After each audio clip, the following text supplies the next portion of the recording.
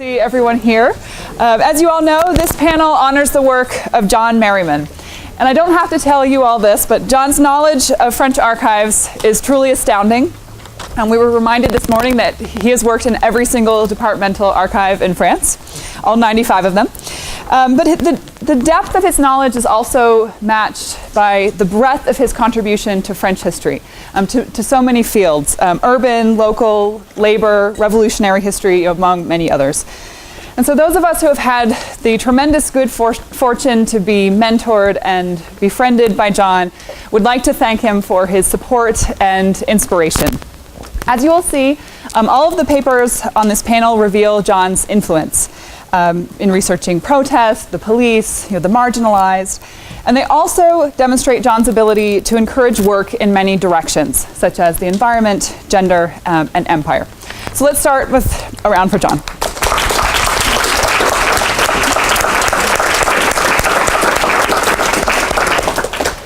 Our first presentation will be by Kieko Matteson. Kieko will be presenting a paper entitled Lucifer Sticks and Briquets Bics, Arson as Environmental Protest in France Past and Present. Kieko is an associate professor at the University of Hawaii at Manoa. In 2015, Cambridge University Press published Kieko's Forests in Revolutionary France, Conservation, Community, and Conflict in its Studies in Environment and History series. It was shortlisted for the Turku Book Award in 2017. She is currently working on a new project entitled Reflections on the Theft of Wood, an Environmental Murder in Napoleonic France. Thank you, Kieko. Dan, how do I enlarge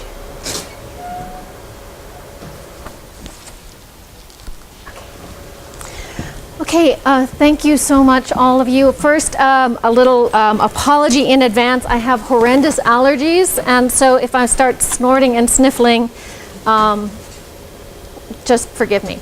Can you hear me? Is this enough? Is this good? It doesn't amplify. It doesn't amplify? Oh. All right. I'll just shout then. Okay. Okay. So thank you so much to Rachel and Miranda and Catherine and all of those who have had a hand in organizing this panel. It's such fun to be with all of John's people over the generations. We can't possibly do the extent of John's work justice in this panel, of course, but hopefully these papers will offer some insight into the inspiration he's provided over the years. Now, I wanted to start by saying a little bit about the title of the talk, Lucifer Sticks et Briquets Bics. I thought it was from John that I first heard the term Lucifer Sticks. I have a clear memory, apparently faulty, of John mentioning the term Lucifer Sticks in a seminar in my second year in grad school. There were just a couple of us, in addition to John, in that class, and so we met in his office in Brantford College, the one with the map of, or the poster of Notre Dame football players askew on the wall permanently, where a huge map of France dangles precariously off of a bookcase, and for all I know, still does. But when I went to look for his use of the term Lucifer Sticks in his written work, it didn't appear. I even did a Google search. I even did a Google book search. And this is what came up. And indeed, this is what came up. It turns out Lucifer Stick Lucifer Stick has a rather different literary connotation than what I'd intended. And now my name is permanently associated with that term as well. Now, the term John used, and more likely the one that I was thinking of from the book I was reading at the time, which was John Archer's By a Flash and a Scare, which is about animal maiming and arson in East Anglia, was apparently Lucifer Match, not Lucifer Stick. But no matter, terminology aside, my talk today reflects some of the interests John ignited in me way back then as an advisor, and the continuing inspiration that his work provides. So, the topic at hand. Oops, I keep... You don't want to look at those tawdry book covers anymore. So my subject is arson, and to some extent fire in general, a topic that John has written amply about, from his 1976 article on the Norman fires to his more recent books on blowing things up. From the Dynamite Club to the political and figurative and literal conflagration of the Paris Commune. Arson as an expression of political grievance is not addressed actually very much in the scholarly literature, aside from John's piece and the aforementioned John Archer, and works like Hobsbawm and Roulet's Captain Swing that touched on the phenomenon of arson and incendiarism as a form of protest. There are about a handful of articles and master's theses on incendiarism in France, and fewer still that explore arson in natural spaces, namely, in my interest, in forests. Much of this has to do with the elusive nature of the crime. Determining whether a blaze occurred as a result of an accident or if it was set on purpose is very difficult to actually nail down, even today with the tools of fire forensics. Nonetheless, in my forays in the archives, I've encountered numerous discussions of arson, particularly in the 1830s and 40s. And as I'll suggest in my remarks today, forest arson became a more common phenomenon under the July Monarchy and Second Empire, in large part, I think, as a result of the easier way to set things ablaze. So I'll say a few things first, a few words about arson as a crime, and then discuss how fire making became radically easier, if also more unpredictable, in the 19th century. And then I'll look at some incidents of arson in the forest in the 1830s and 40s and their causes. And I'll end with a few brief remarks about arson as political phenomenon today, hence the Briquets Bics portion of the talk. So this is purely for illustrative purposes, by the way. I'm not actually going to talk about the 16th century. Because by its very nature, there are no photos or images or very few prints of people committing arson. No, rather, arson has been characterized as an invisible crime, one difficult to achieve unintentional acts of fire, and even harder to assess blame. The Penal Code of 1810, Article 434, designated incendie volontaire as an offense punishable by death, not only for setting buildings afire, but also for setting alight intentionally things like boats and ships and chantier and woods of all forms, whether in the shape of standing trees or in wood piles or timber. Even threatening arson was subject to harsh penalties. As the 19th century legal theorist Pierre Morin noted, arson was one of the cruelest crimes to society because of its double threat, its double injury to property and persons. And unlike poaching, forest arson is not motivated by hunger or by poverty. Rather, as rural crimes go, it was and is willfully destructive, knowingly unpredictable, difficult to stop once it gets started, and even more difficult to explain and understand in terms of the reasons behind it. Until the 1820s, 1828 to be exact, starting fires with malevolent intent, if you didn't want to get caught, required carrying around a coal under cover of night, or tossing a candle and hoping the flame didn't go out on the way of being tossed. However, in that year, in 1828, a London entrepreneur, Samuel Jones, patented a means of chemical combustion with sulfuric acid. It was more portable, albeit still cumbersome, and it involved a process of breaking some glass vial and hoping that it would ignite. Now, refinements to the invention rapidly followed, By the 1840s, a phosphorus-coated strike-anywhere match invented by the Frenchman Charles Soria in 1830 had become the standard. Its benefit was the ability to create fires anywhere one wanted, simply by striking the chemical-coated wooden stick on a rough surface. The drawback was that white phosphorus that was used as a catalyst for ignition was highly unstable. And the matches, Lucifer matches, not sticks, as they became to be called, or actually lucifers, apparently they're still called lucifers in some part of the world. They had to be kept in a special container, lest they spontaneously combust or be exposed to unwanted friction. White phosphorus was and is, moreover, highly toxic, especially when heated. Eating match heads became a common, I don't know how common, but we'll say common for the sake of the talk, a means of suicide for some, or accidental death by children who ate matches. And for many others, notably the girls who became the vast majority of matchstick factory workers in the 19th century, white phosphorus led to a particularly gruesome condition known as phossy mouth, which leads one's jaw to become soft and swollen and inflamed through the inhalation of these phosphorus fumes, causing a mortality rate of 20%. And for those who survived, the means of survival was to have one's jaw removed and thereby be disfigured. But I digress. For those with ill intentions, the Strike Anywhere match presented a superb opportunity.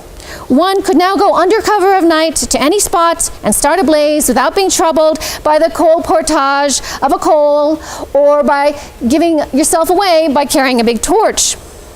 But who would want to start fires and why? Let's turn now to some evidence from the archives to find out. The earliest examples I've come across occur in the 1830s, though they're few and far between. In April of that year, for example, locals in the Loiret torched the forest of Orléans out of anger at the harshness of the forest guards in the region. Likewise, in the Doubs in 1830, riots broke out in Besançon, in which bands of angry inhabitants, quote, roamed the streets, shouting out threats of pillage, murder, and fire. According to the Procureur Général, the incident was provoked by an increase in the wine tax. Now, were these fires, or the threats of fires, ignited by easy access to phosphorus matches? It's hard to know. However, reports and threats of fire become far more common in the archives from the 1840s onward.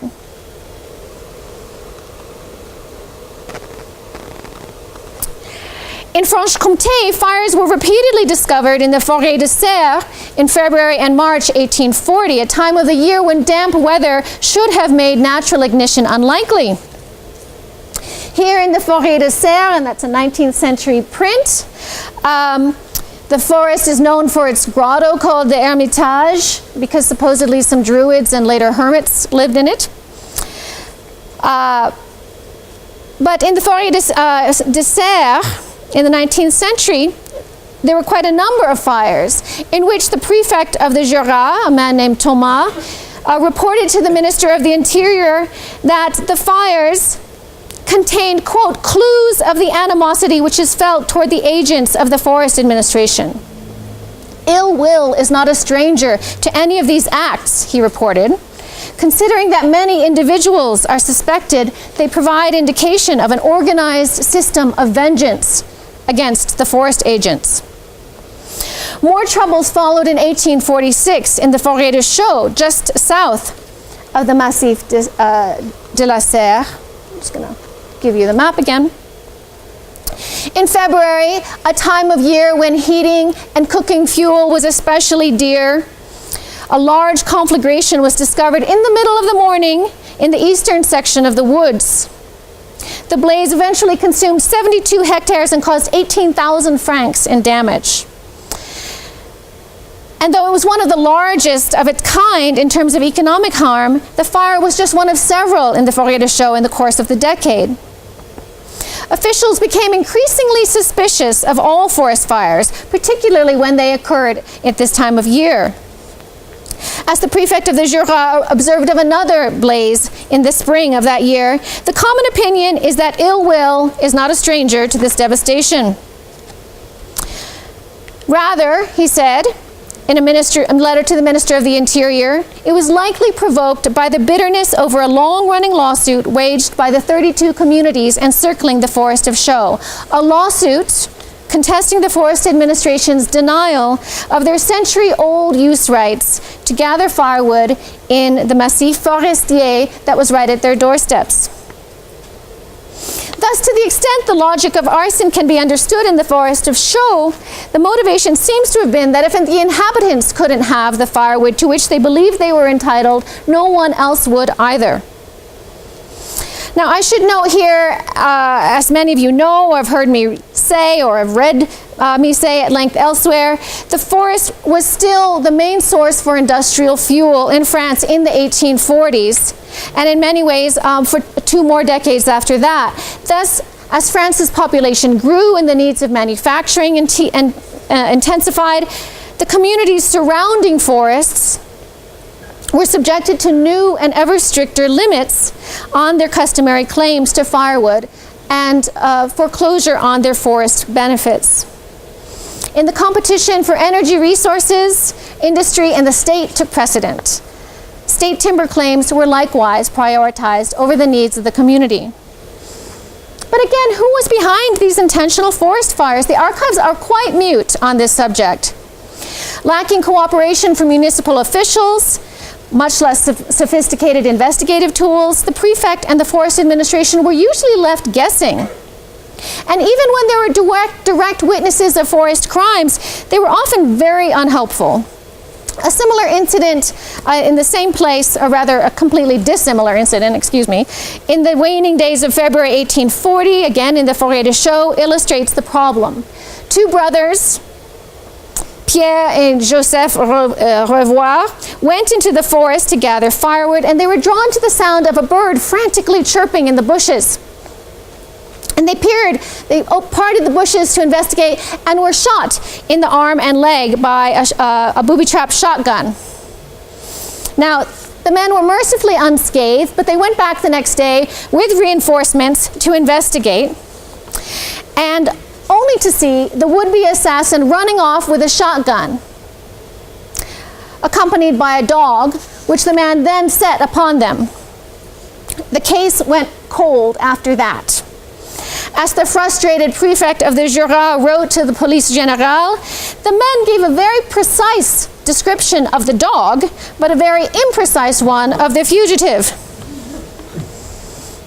Were the brothers reluctant to press their case further because they themselves had been in the forest illegally gathering firewood?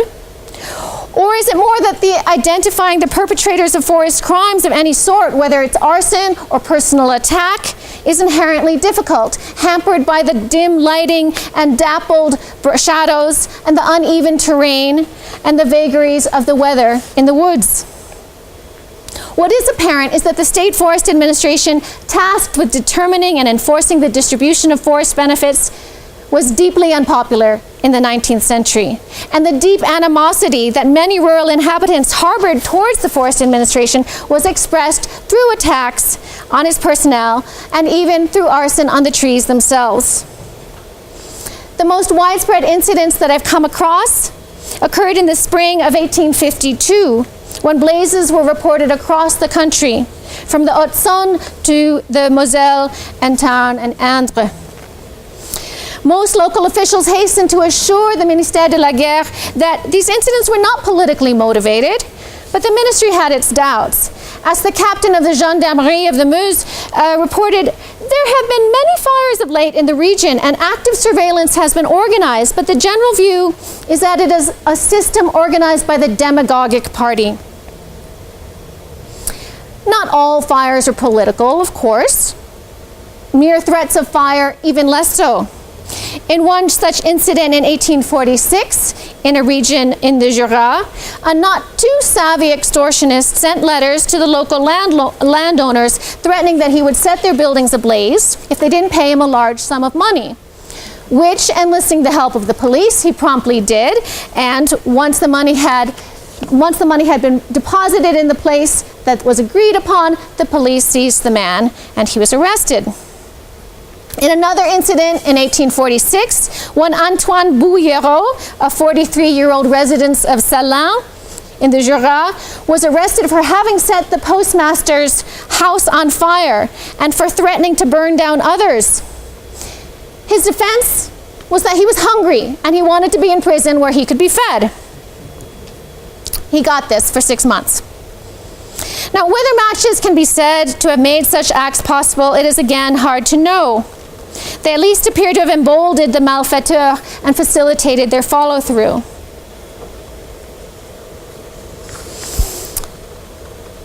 Without a municipal firefighting force and without insurance to cover losses, however, arson was greatly feared, one of the most horrific crimes imaginable, as one historian has written. But historians of the early modern period, notably Keith Thomas, have argued that it was quite common as an act of vengeance and personal grievance in the early modern period. Fires occurred in both symmetrical and asymmetrical power relations, in conflicts between the poor and the marginal, in grudges of servants against masters, and aggressions of the strong against the weak. Yet its frequency in the early modern period waned as other means of pursuing interpersonal grievances, among them dueling, became more common, and as the social opprobrium against wielding the wanton weapon of fire grew. By the modern period, fire as a form of messaging, as you will, became the domain of wider protest and not so much interpersonal protest. In the case of intentionally set fires, while the perpetrators of arson remained for the most part unknown and their intentions inarticulate and inchoate, the extraordinary destructiveness and difficulty of controlling flames once lit, ironically sent among the most powerful messages imaginable. Arson is an act of protest in negation in its very wantonness, and a red, orange, and blue expression of devil take you all, nihilism.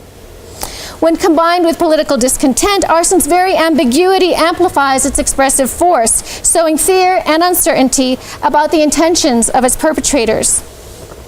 And as John has shown in the Dynamite Club and elsewhere, people don't have to have a well-articulated ideology to express robust political views and to have a correspondingly brutal impact.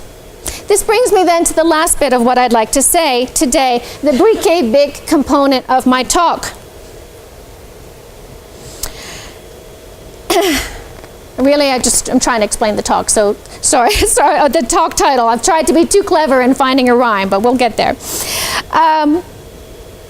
As we all know, in November 2018, since then, France has seen a weekly outburst of political protests led by a difficult to define but easy to identify group of activists known as the Gilets jaunes. The Gilets jaunes at last count are on their 46th week of protest. Now, the movement was sparked by a conflagration of rage over an increase in the gasoline tax, a measure that French President Emmanuel Macron intended to finance climate change mitigation, but which rural inhabitants and ex-urban working poor having to drive far to their jobs saw as the last straw in an ongoing onslaught on their already marginal incomes.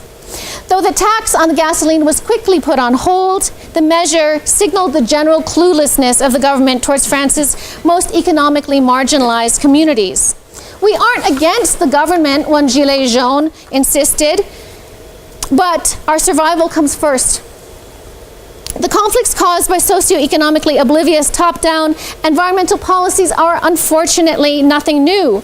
As I've tried to suggest here Today, ill-considered conservation policies long generated despair and open hostility against forest administrators across France in the 19th century.